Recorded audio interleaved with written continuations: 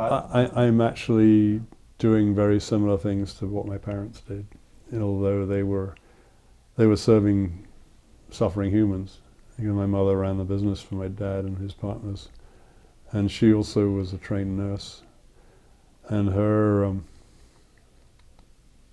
early days before they got married was as a maternity nurse in a London hospital during the Second World War, pushing people under beds while they were in labor because the V-bombs were dropping all around. So she knew stress, she knew trauma, and she told me all about that. Yeah. And that never left. But my dad, he was ministering to suffering people, and his methodology was to get to know the people in their homes and their environment. And he was from a time where he would gather a deep history of these people because he knew their families and he knew which buildings in the community were damp, and so were most likely to have, because he'd been in them. Right. He was more likely to be able to diagnose on the basis of their history than you are today, who they never get closer than the computer screen. No, they rarely touch the humans. Exactly. There's no context. There's no context. No. And that, I think, I learned from him. I remember him telling me when I was a teenager, oh yeah, that whole family got pneumonia because their buildings are damp. And that really struck with me as a veterinarian, to recognize the value of a history. And the beautiful thing about the right whale story is that the history has been cataloged. Individually recognizable animals, and when we find a dead animal, one of the first things I do is, once we've identified it, is to assimilate into the story, the case reports, what we've known, if we do, about the history of the animal, how many times it's hit by a ship, how many entanglements were, because that all plays into the depth of which we can get into its story. And we're telling stories, in trying to tell that story. I think any of these whales, and there have been too many, where you are physically inside that wound, trying to make sense of it, trying to understand how long the whale had lived with it, or it's a very, necropsy in and of itself is a very intimate process where and I mean, with this whale, I was literally inside the whale that was slightly floating in a little bit of water, and so you come out and you're covered in this whale's bodily fluids. Yeah, these cases hang on tight, and you, I mean, there's always the second guessing. There's always things you're like, oh, I wish I had done this. I wish I had done that. And it's all because you feel this like huge obligation to these animals, that, you follow their life stories, and then they end up on your beach, and then that's your job to do some kind of justice, to make something out of it. At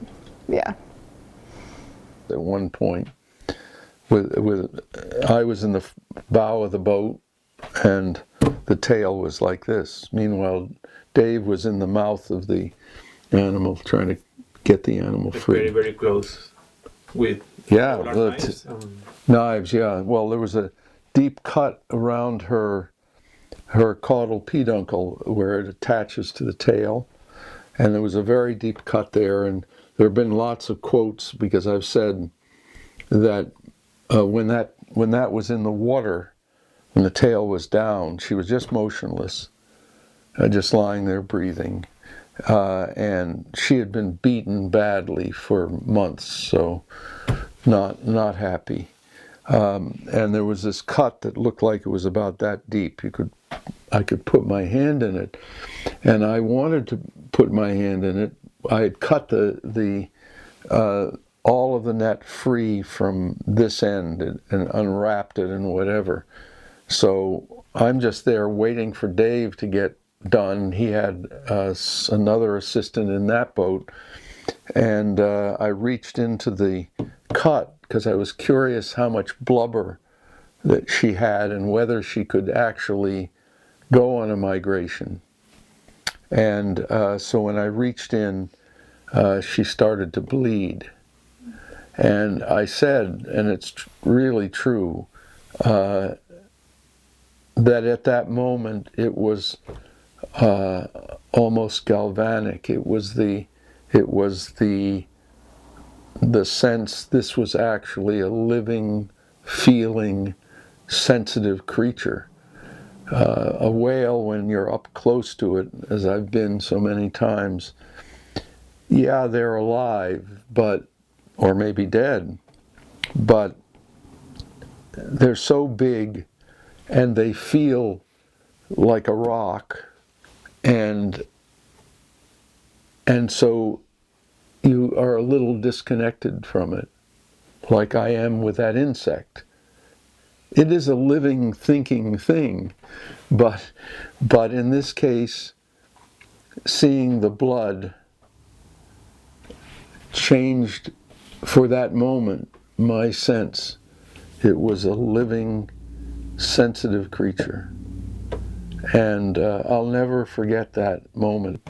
And Dave and I were talking just a couple of days ago that it's amazing we're alive, because we really shouldn't be. We're too close to these animals.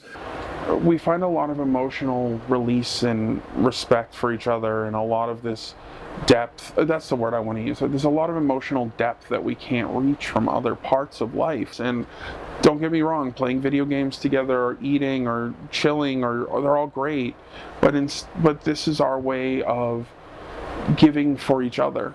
You know, you talk about empathy. It's like meeting each other and giving each other what we need. You know, I've always been into kink. Like, I've never been a vanilla person, but I've only recently mostly become fully rope-centric, because this gives me everything I need from her.